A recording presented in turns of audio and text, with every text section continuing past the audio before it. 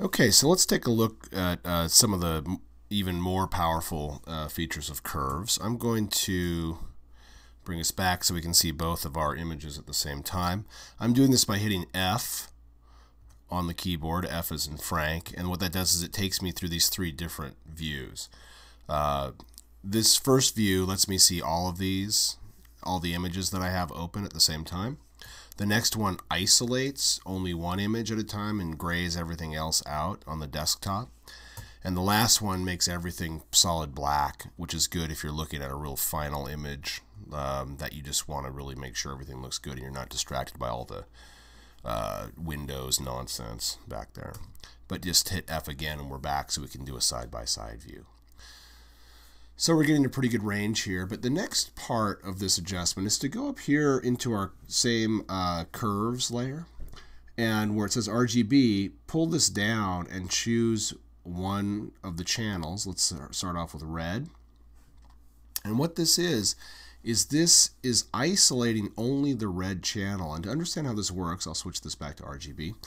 If you go down here to the layers palette, you probably have channels docked here next to it on a tab. But you can, if you don't have it, just go up here to Window, Channels. And what this does is this shows us what we talked about earlier in the first video or two with the color mixing. We have a red channel, a green channel, and a blue channel. And if I turn the green and the blue channel off, you just see the red over here, and it's a monochrome red image. If I just turn the green on, we just have a monochrome green. And if I just turn the blue on, we just have a monochrome blue. Now you'll notice that there's not a lot of color in the rows in the blue channel or the green channel. And that's because the rose is really, you guessed it, red. And so we see a lot of red color here, but it's almost black in the green and the blue channels. Now if you'll remember from our earlier talk, red and green make yellow. So when I add the green channel to the red channel, we get yellows in the image.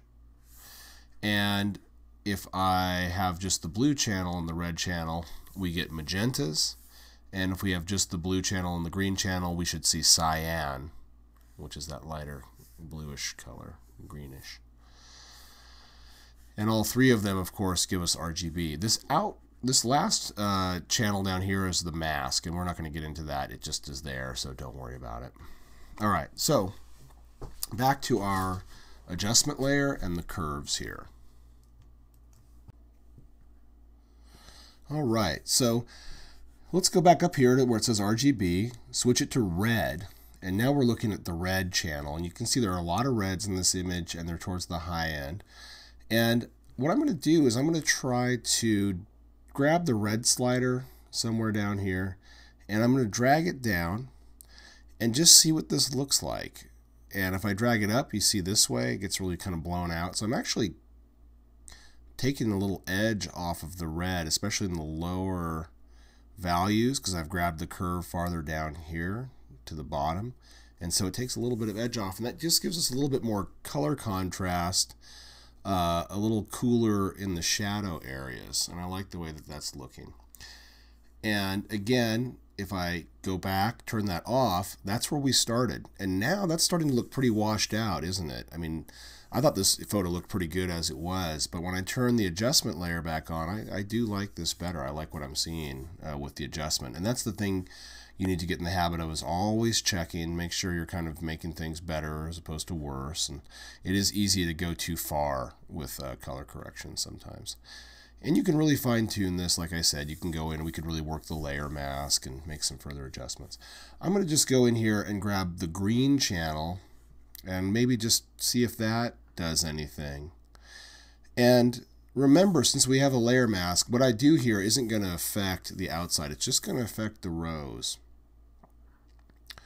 So, I don't know. I'm not getting too much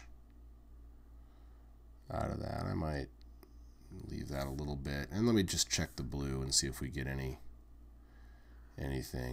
Not too much. That kind of warms it up a little bit, which you might like. I don't think I'm going to do too much there. But the point is, this is where you can start to really fine tune and get second opinions, get other people to come in and see which one they like and that kind of thing. So if I go back to RGB now, you'll see all of these colored lines through here. That was Neil making a funny sound. We've got the RGB, which is black, which was the first adjustment. Then we have the red, blue, and the greens that we did here. So the last thing that I'll show you about this that I think is, again, this is incredibly powerful. This is a great way to make your kind of final adjustment on an image, is to, or fine-tune it rather, fine-tune your image, is to go here with this layer selected. You can use the opacity slider. And what the opacity slider does is it determines how much of this effect affects the image. So the default is 100%, so everything we did here just corresponded. But if I take this down, what it's going to do is take away the effect. And if I bring it all the way down to 0, it's the equivalent of turning the layer off entirely. And so you can get these really nice kind of fine-tuning things where you're just moving this back and forth. That looks pretty good. You can really, if this looks a bit much now, just by bringing this down, you can just kind of feather tune it, to exactly what you want. And again, that's without the adjustment. That's with it. I think we've made the image look a lot better. And I think we've made the image look a lot closer to our sample over here. So again, without and with. And that's a basic introduction to using curves to make your color corrections.